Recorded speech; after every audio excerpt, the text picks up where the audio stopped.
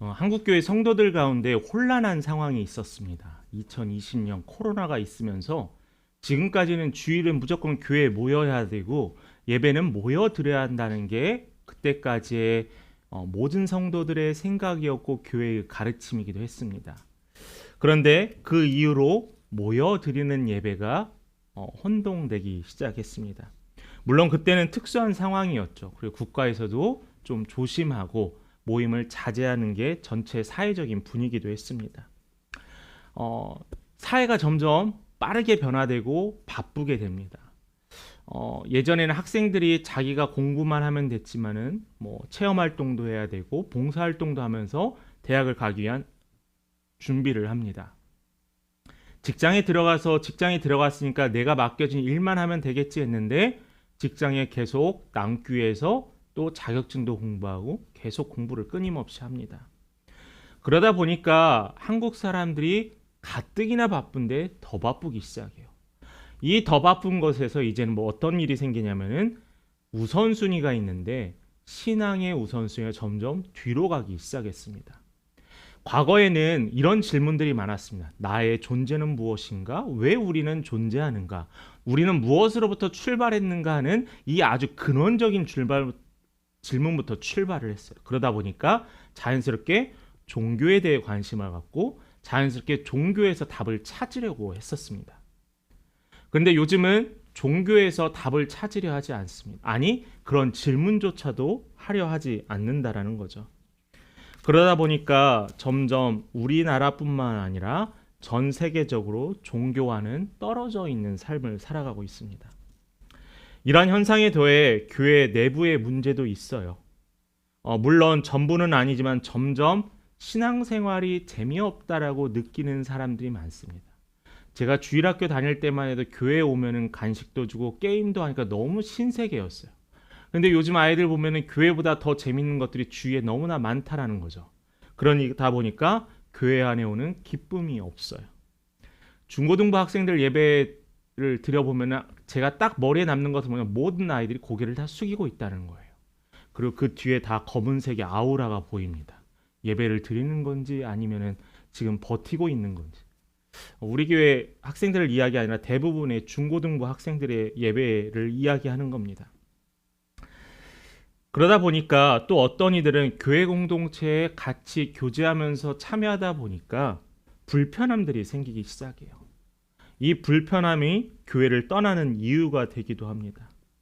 그런데 이 사회적인 흐름이나 이 전체적인 흐름을 우리가 어떻게 막을 수 있을까 고민해보고 기도하기 시작했어요. 그런데 이 모든 원인의 문제를 해결하기 위해서는 한 가지가 해결돼야 하는데 제 생각은 관계가 회복돼야 한다고 생각합니다. 관계. 그러니까 이것은 성도들 간의 관계를 이야기하는 게 아니에요. 예수 그리스도와 나와의 관계, 예수 그리스도와 우리와의 관계가 회복되어야지 힘들고 어렵고 지치고 때로는 낭망할지라도 믿음 생활을 내려놓지 않는 이 버티는 힘이 생긴다라는 거죠. 코어라고 하죠. 코어 힘. 이 우리의 신앙의 코어의 힘은 내가 어떻게 예수 그리스도를 만났느냐에 따라서 이 힘이 생기는 거예요. 맛집을 한번 가보세요. 맛집에 가면 줄을 서서 기다립니다. 왜 줄을 쓸까요? 그 맛을 한번 봤기 때문이에요. 우리도 우리의 신앙의 생활에서 이 맛을 보면은 이 맛을 안 보고는 못 버티겠는 그런 상황이 여러분들의 삶 속에서 늘 있기를 원합니다. 그래서 이 신앙생활의 맛을 본다면은 우리가 좀 더 즐기고 좀 더 감사하며 예배드릴 수 있는 시간들이 되지 않을까라고 생각을 합니다. 기독교는 체험의 종교라고 해요. 무슨 말인가요? 이렇게 기쁨을 맛봐야 되고요. 예수를 만나야 되고요. 예수가 내 삶에서 운행하고 일하시는 것을 매일매일 체험하고 확인해야 된다는 거죠. 이렇지 않으면 우리의 신앙생활이 머리로만 아는 것에 멈춘다면 조그마한 바람에도 넘어지는 나무와 같고요. 뿌리가 약한 나무와 같이 금세 무너져 버리고 만다는 거예요. 예수를 만나야 돼요. 예수를 체험해야 돼요. 아주 근원적인 질문이지만 여러분 각자의 삶에서 예수를 만나기 위해서 체험해야 돼요. 그래서 기독교는 체험의 종교라고 이야기하는 겁니다. 그리스도인들도 예수를 믿기 전에는 이 땅에서의 삶이 전부라면서 살고 있었죠. 그래서 당신은 내 삶 젊고 짧고 굳게 사는 것이 목표인 사람들이 우리 믿는 성도들 안에도 있었어요. 그런데 우리의 삶이 이 땅에서 그냥 짧고 굳게 산다면은 크게 정답일 수 있습니다. 그런데 예수를 알게 된 후에 어떤 지혜를 깨닫게 되냐면은 이 이후에 하나님의 나라가 있다라는 거예요. 이 땅 이후에 우리가 영원한 생명의 안식처가 되는 하나님의 나라가 있다라는 거예요. 그렇기 때문에 이 땅에서의 끝이 아니라 우리의 목표는 이제 달라졌어요. 어떤 때로요? 하나님의 나라로요. 영원한 하나님의 천국 잔치에 초대받을 수 있는 그 초대권을 위해서 우리는 믿음의 생활을 계속 해 나가야 한다는 거죠. 그게 우리의 목표가 되고 그게 우리의 비전이 되어야 합니다.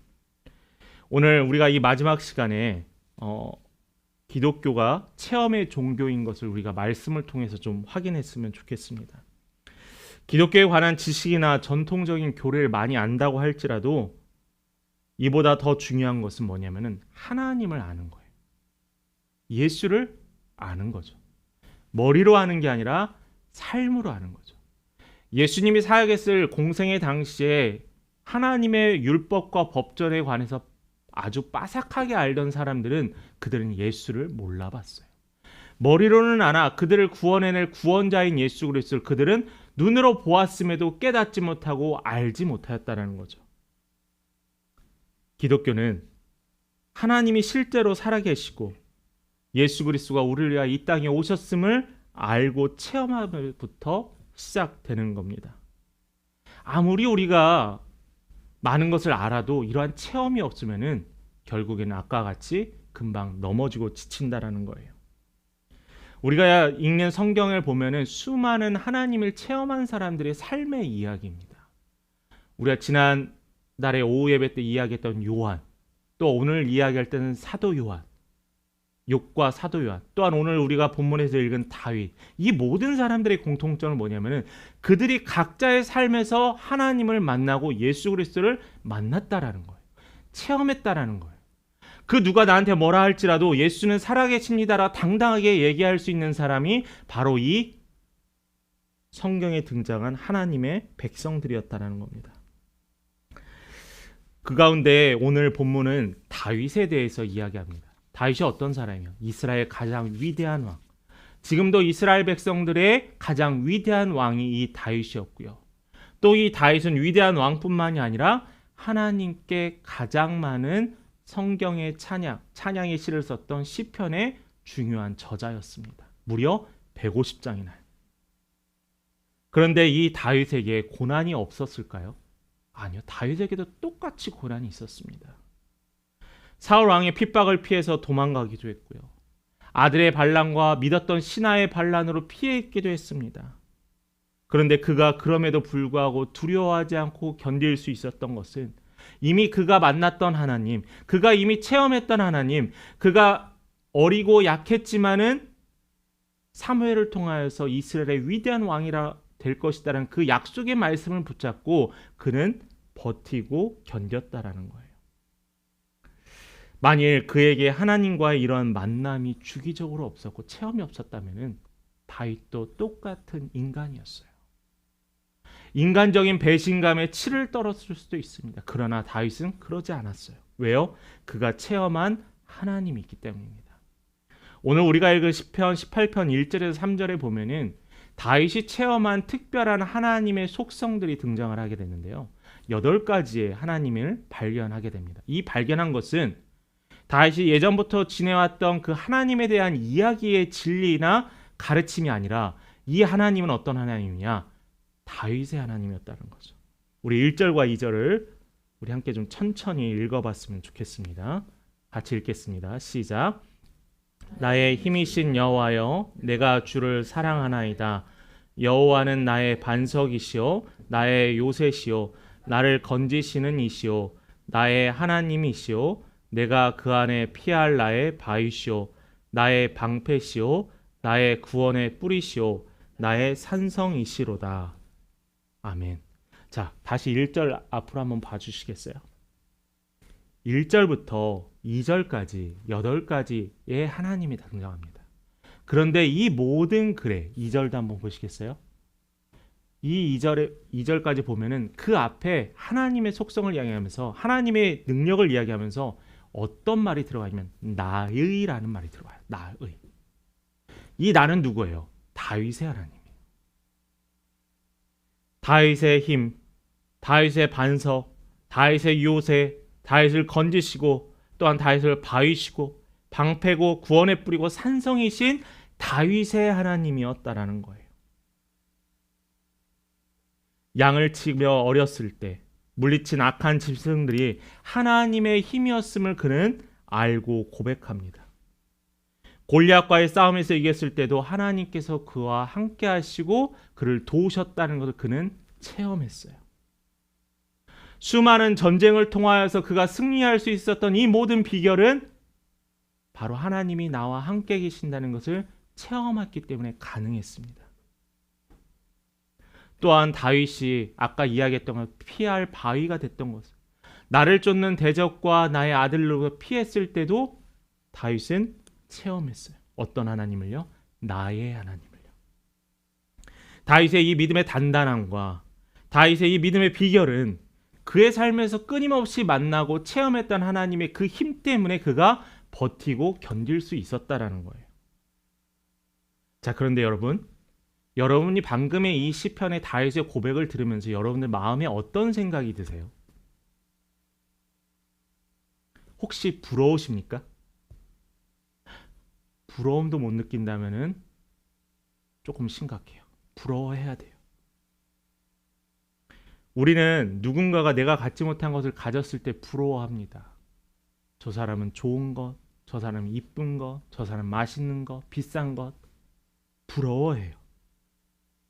그런데 여러분, 그로 인해 어떤 사람들은 좌절도 하고요. 또한 낭망도 합니다.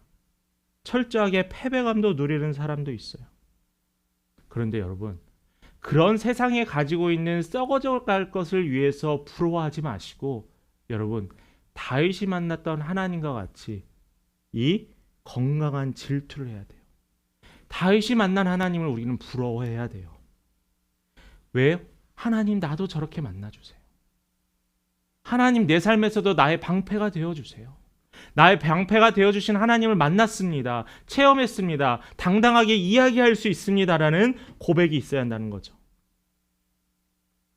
다른 사람이 이야기하는 하나님, 도전이 될 수 있죠. 성경에 등장하는 하나님, 내가 소망할 수 있겠죠. 그런데 언제까지 부러워하고 소망만 하시겠습니까? 이제는 여러분의 하나님을 만나야 돼요. 여러분의 하나님을 체험해야 돼요. 그렇지 않으면요, 금방 잊어버려요. 믿음의 힘이 약해진다는 거죠. 다윗에게 하나님은 그에게는 힘이었고 인생 최고의 자랑할 만한 자산이었습니다. 그의 지금 당장 눈앞의 고난은, 지금 현재의 고난은 중요하지 않았어요. 오히려 그는 기회라고 생각해서. 어떤 기회예요? 하나님이 나를 통하여 일하실 것을 확인할 수 있는 기회라는 거예요. 생각의 전환이라는 거죠. 내가 어려운 일을 경험하면 왜 나한테 이런 일이 생기는 거야? 내가 신앙생활하고 내가 기도하는데 왜 이런 일이 생긴 거야? 원망하는 게 아니에요. 하나님, 내가 이런 상황에 있어도 하나님 일하실 것을 내 눈으로 보게 하실 것을 저는 기대하고 소망합니다. 기도합니다라는 발상의 전환이 있어야 한다는 거죠. 왜요? 우린 이미 이런 하나님을 수없이 만나왔기 때문에. 그 하나님은 절대 변하지 않기 때문에. 그래서 저는 여러분들이 이렇게 기도했으면 좋겠습니다. 나의 하나님, 나의 반석의 하나님, 나의 요새의 하나님, 나를 건지시는 하나님, 나의 피할 바위이신 하나님, 나의 방패가 되시고 구원이 되시고 나의 산성이 되시는 하나님이라는 이 고백이 여러분들 입술과 삶을 통하여 드러나지길 간절히 축원합니다. 그러나 우리가 이 신앙 체험이 너무나 중요한 건 잘 알고 있습니다. 그런데 이 신앙 체험을 할 때 중요한 하나의 조건이 있어요. 그게 뭐냐면 분별해야 한다는 거, 분별. 그러니까 구분해야 된다는 겁니다. 체험적 신앙이 유익하고 믿음을 성장하게 하는 것은 분명합니다.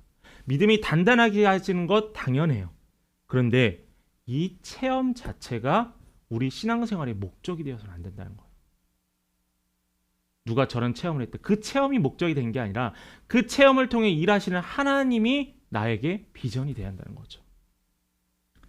오늘 말씀을 통해서 중요한 두 가지의 잘못된 사람들을 한번 살펴보려고 합니다. 첫 번째로는 영지주의라는 거예요. 영지주의. 좀 낯설기도 하시죠. 교회를 오래 다녀도 신학하는 사람은 좀 낯설긴 단어이긴 합니다. 근데 이 영지주의가 초대교회가 생기고 가장 먼저 생겼던 이단이 이 영지주의자들이었어요. 기독교로 이제 유대인들과 또한 이방인들이 개종을 하면서 그들이 고유적으로 가지고 있던 종교, 문화, 습관들이 있는데 이게 기독교 말씀의 복음과 이게 섞이게 된 거예요. 예를 들어서 한국에 기독교가 들어왔는데 한국의 민속신앙, 토속신앙과 기독교가 섞이게 되는 거예요. 그런데 이게 긍정적으로 섞이는 게 아니라 이게 기독교도 아닌 것처럼 짬뽕이 되어버리고 말았다라는 거죠. 이게 바로 영지주의입니다. 엄격하게 말하면 이 영지주의는 민속신앙, 토속신앙이라고 생각해 볼 수 있어요. 대표적으로 우리나라에 구원파라는 게 있습니다. 여러분 많이 들어보셨죠? 70년대 여러분 신앙촌이라는 데서 아마 집에서 있는 쌀 씻는 것과나 그릇 같은 것도 아마 여기 통해서였었을 겁니다. 우리나라 이단의 많은 뿌리들이 이 구원파에 근거하고 있는데 이 구원파 중에 한 명인 박옥수라는 사람 여러분 보셨을 거예요. 들어보세요. 성경 공부, 성경의 진리를 깨닫게 한다라고 하면서 이 사람이 성경의 진리를 깨닫게 한다면 가장 중요한 실수가 뭔지 아세요? 이 사람은 죄사함을 깨달으면은 의인이 된다는 거예요. 맞나요? 교묘합니다. 기독교는요. 사도행전 2장 38절의 말씀을 보면은 회개하여 죄사함을 받으라고요.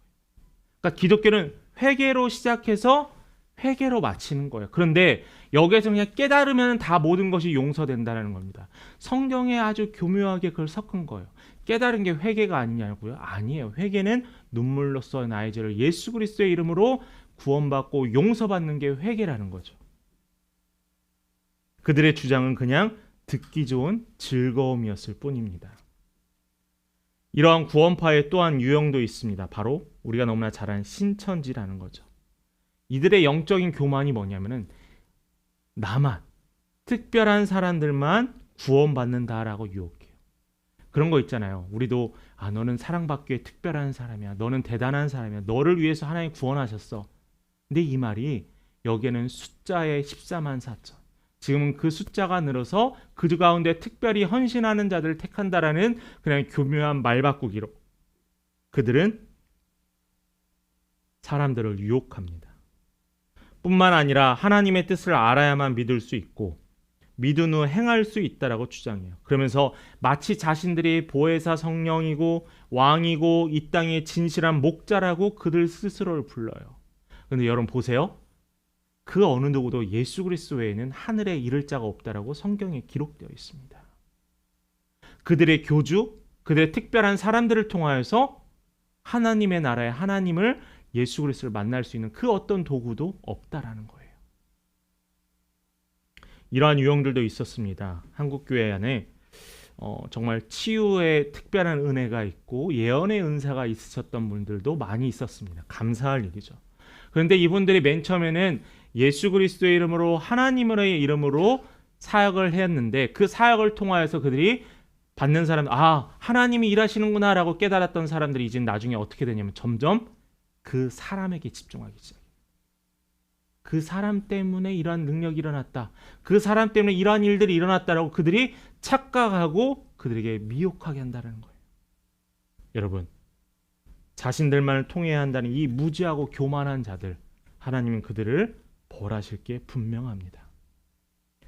또 하나가 살펴볼 게 있습니다. 이것은 우리가 잘 아는 열광주의예요. 열광. 한번 생각해 볼까요? 열광적으로 한다는 거. 좋죠. 우리가 신앙생활을 뜨뜻미지근하게 하지 말고 아주 뜨겁게 한다는 거 맞습니다. 그런데 이 열광주의자는 조금 달라요. 기독교 교회뿐만 아니라 전 세계 종교에도 이런 현상들이 있습니다. 그들은 가장 잘못된 게 뭐냐면은 모든 신앙의 체험으로만 모든 걸 평가하려고 해요. 넌 그러한 은사가 있어? 나도 이러한 은사가 있어. 누구의 은사가 더 크냐라는 거죠. 마치 고린도 교회에 있었던 누가 은사가 크냐 서로 싸웠던 그 모습이 똑같다라는 겁니다. 그래서 내가 너보다 더 눈에 보이고 더 큰 것을 한다면 큰 은사가 된다라는 거예요. 우리도 그러한 적 있죠. 방언 받으신 분들이 있을 줄 압니다. 방언 못 받으신 분도 있어요. 방언을 내가 하나님께 그렇게 간절히 바랬는데 하나님이 안 주시는 것은 하나님이 안 주시는 거예요. 낭망하고 절망할 필요 없습니다. 혹시 내가 더 열심히 하지 않아서 그럴까? 하나님의 의도라는 거죠. 근데 제가 예전부터 항상 학생들을 가르치며 청년들을 하면서 하는 게 방언 받은 사람이 제일 하나님의 큰 은혜 받았다라고 착각하는 거예요. 아니에요. 사랑의 은사가 제일 큰 거예요. 눈에 보이지 않을지라도 사랑의 은사라는 거죠. 그런데 무엇이 크고 중요한지가 전혀 않습니다. 열광주의자들이 이렇다라는 거예요. 우리 신앙 안에서도 이런 일들이 있습니다. 기도를 한번 예를 들어볼까요? 성경에 보면은 믿음으로 기도하고 구하는 자에게는 다 뭐라고 했죠? 주께서 주실 것이다라고 했습니다. 믿으십니까? 아멘. 주실 것입니다. 그런데 요한일서에 이러한 조건이 하나 있습니다. 그 이유 이렇게 설명을 합니다. 5장 14절 함께 같이 읽어보겠습니다. 시작. 그러하여 우리가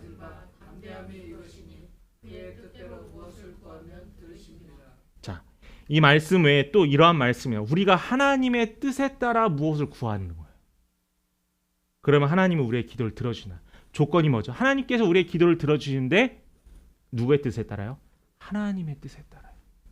자, 그렇다면 기도란 뭐냐? 내가 열심히 하고 100일 동안 물 떠놓고 간절히 하는 것이 기도가 아니라 하나님께서 이루시고 하나님께 일하실 기도는 뭐냐? 하나님의 뜻대로 구하는 기도라는 거예요.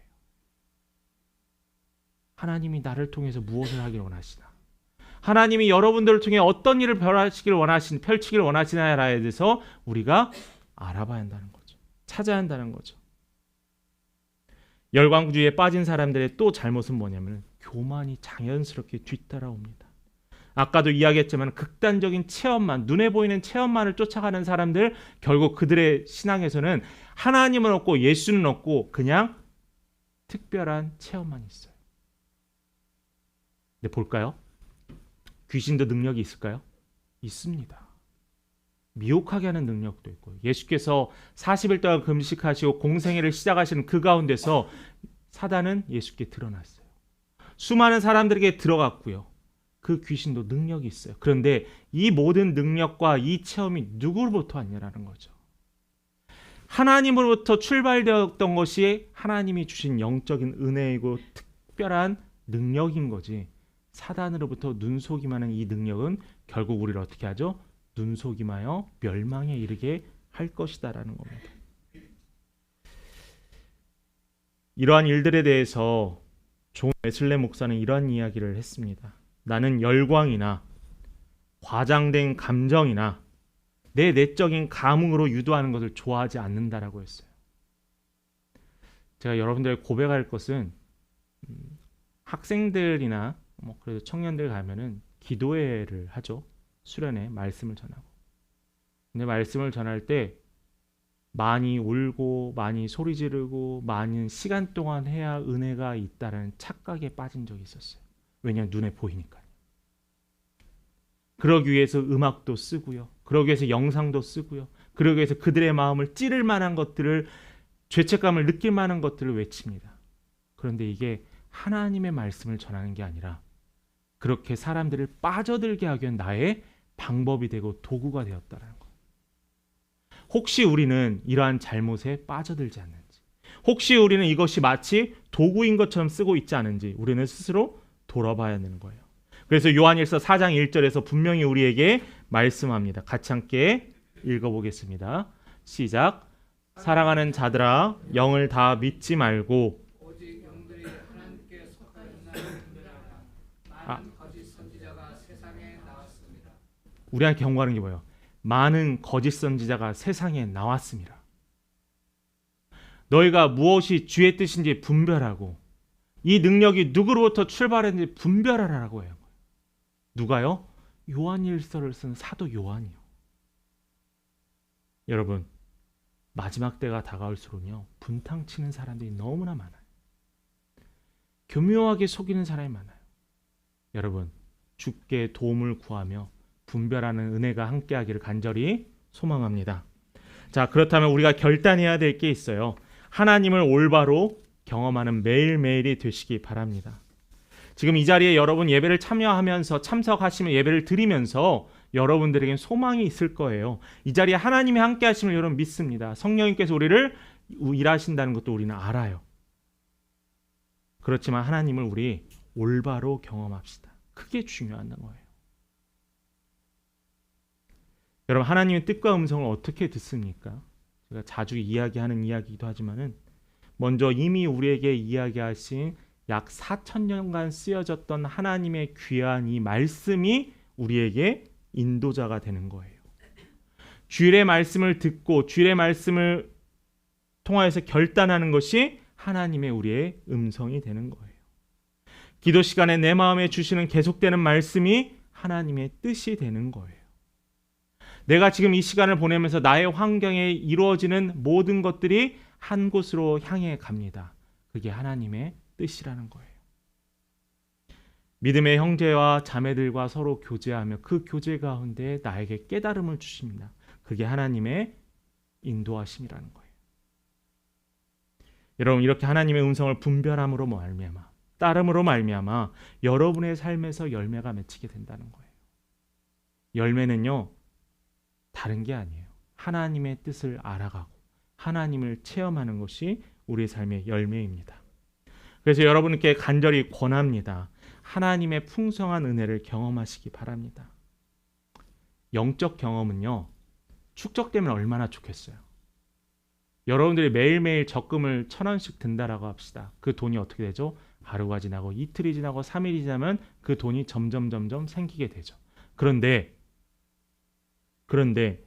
영적 체험은 축적되지 않다. 왜냐하면 우리를 매일 미혹하고 넘어뜨리는 사단이 우리의 그 체험과 경험들을 잊어버리게 해요.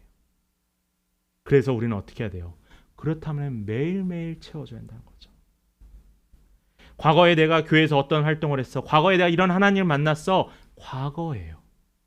하나님은 과거에만 일하시는 분이 아니라 지금도 일하시고 내일도 일하실 거기 때문에 우리는 새로운 하나님을 매일매일 체험해야 한다는 거죠. 여러분, 강렬한 체험 좋습니다. 그렇지만 저는 여러분에게 원하는 것은 소소한 매일매일의 하나님을 체험했으면 좋겠어요. 그게 저는 더 건강하다라고 생각을 합니다. 다윗은요, 아침마다 하나님의 지혜를 구하고 하나님께 감사했습니다. 우리도 하루를 기도로 시작했으면 좋겠습니다.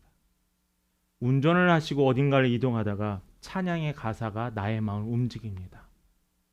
그러한 체험도 했으면 좋겠어요.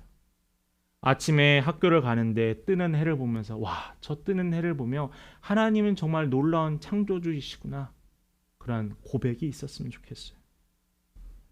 오늘 만나는 사람을 통하여서 하나님, 어려운 자리인데 자연스럽게 이끌어주신 하나님을 여러분 체험했으면 좋겠습니다. 엄청 대단한 게 아니잖아요. 지극히 작은 것들이잖아요. 이러한 작은 것들이 쌓이다 보면은 이게 대단한 것이 되고 믿음이 되고 또한 믿음의 살이 덧붙이게 되는 겁니다. 저는 그래서 이러한 믿음을 여러분 소유하길 원하고 또한 이러한 작은 고백들을 통하여 작은 체험들을 통하여 하나님이 살아계신다는 걸 여러분 잊지 않았으면 좋겠어요. 큰 일들만, 큰 체험만이 하나님이 일하시는 게 아니고 우리의 하나님은 지금 이 자리에 오신 여러분들의 발걸음을 함께 하셨던 하나님도 우리는 이미 체험을 했잖아요.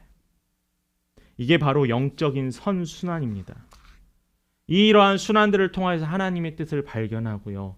하나님의 뜻을 감당할 수 있고요. 이것을 하나님의 뜻을 감당할 수 있도록 나의 마음의 삶 속에 열정이 타오릅니다. 그러면 자연스럽게 우리에게 기쁨이 있고요. 이 기쁨이 우리 믿음의 근거가 될 수 있다라는 거예요. 말씀을 마칩니다.